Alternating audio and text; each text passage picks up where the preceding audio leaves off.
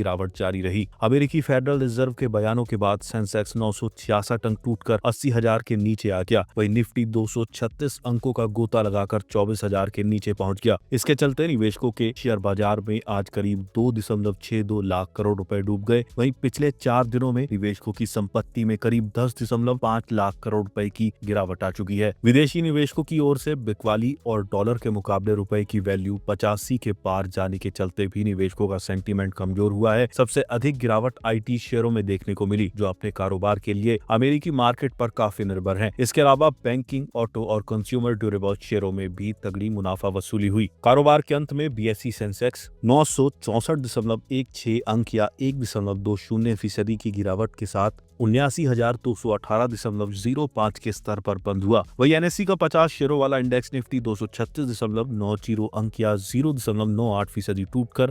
23,961.95 के स्तर पर बंद हुआ। बीएसई में लिस्टेड कंपनियों का कुल मार्केट कैपिटलाइजेशन आज 19 दिसंबर को घटकर 449.98 लाख करोड़ रुपए पर आ गया, जो उसके पिछले कारोबारी दिन यानी बुधवार 18 दिसंबर को 452.60 लाख करोड़ रुपए पर था। इस तरह बीएसई में लिस्टेड कंपनियों का मार्केट कैप आज करीब 2.62 लाख करोड़ रुपए घटा है, या दूसरे शब्दों में कहे तो निवेशकों की संपत्ति में करीब 2.62 लाख करोड़ रुपए की गिरावट आई है। गिरावट इतनी तेज थी कि बीएसई सेंसेक्स के 30 में से सिर्फ 3 शेयर आज हरे निशान में यानी बढ़त के साथ बंद हुए। इसमें सन फार्मा का शेयर 1.32% की बढ़त के साथ टॉप गेनर्स रहा। वहीं पावर ग्रिड और हिंदुस्तान यूनिलीवर के शेयर क्रमांश 0.11% और 0.37% की तेजी के साथ बंद हुए। वहीं सेंसेक्स के बाकी 27 शेयर आज गिरावट के साथ बंद हुए। इसमें भी बजाज फिनसर्व का शेयर 2.50% की गिरावट के साथ टॉप लूजर्स रहा। वहीं JSW steel, Bajaj finance, Asian paints और आईसीआईसीआई बैंक के शेयरों में 1.83% से 2.33% तक की गिरावट देखी गई। 20 दिसंबर को कैसी रह सकती है बाजार की चाल? जियोजीत फाइनेंशियल सर्विसेज के विनोद नायर का कहना है कि ब्याज दरों पर अमेरिकी फेड के आक्रामक रुख के कारण ग्लोबल स्तर पर हुई बिकवाली के बाद भारतीय बाजार में भी बड़ी गिरावट देखने को मिली। बैंकिंग और रियलिटी स्टेट जैसे ब्याज दरों के प्रति संवेदनशील सेक्टर को इसका काफी नुकसान उठाना पड़ा। हालांकि ब्याज दर को स्थिर रखने के बैंक ऑफ जापान के फैसले ने अर्थशास्त्रियों को चौंका दिया। इससे बिकवाली का दबाव कम होने में मदद मिली। इसके बावजूद एफआईआई की लगातार बिकवाली के बीच निवेशक सतर्क बने हुए हैं। अब फार्मा जैसे डिफेंसिव सेक्टरों की ओर निवेशकों का रुझान बढ़ेगा। फार्मा शेयरों के आज के बेहतर प्रदर्शन से इस बात का संकेत भी मिल रहा है। कोटक सिक्योरिटीज के head equities research Shrikant Chauhan ने कहा कि निफ्टी 200 डीएमए के काफी करीब है। हमें इस लेवल्स के पास कुछ खरीदारी जरूर करनी चाहिए। आगे बाजार के रेंज बाउंड रहने की उम्मीद है। अगर बाजार में यहां से और कमजोरी आती है तो निफ्टी के लिए 23,500 के करीब सपोर्ट होगा। दिसंबर महीने का पुट कॉल रेशियो 0.80 पर आ चुका है। इसके अलावा वॉलेटिलिटी इंडेक्स इंडिया विक्स भी 15 के करीब आ चुका है। इस समय बाजार का सेटअप काफी ओवरसोल्ड लग रहा है। यहाँ से बाजार एक बार ऊपर की ओर वापसी कर सकता है। हालांकि जब तक कोई रिवर्सल फॉर्मेशन नहीं बनता तब तक बाजार में सतर्क बने रहने की जरूरत है। लेकिन ये भी सही है कि अब बाजार में कभी भी रिवर्सल फॉर्मेशन बन सकता है। ऐसे में अगर बाजार में लॉन्ग टर्म नजरिया हो तो जरूर कुछ खरीदे, लेकिन एकदम निकट की अवधि के लिए हमें रिवर्सल फॉर्मेशन का इंतजार करना होगा।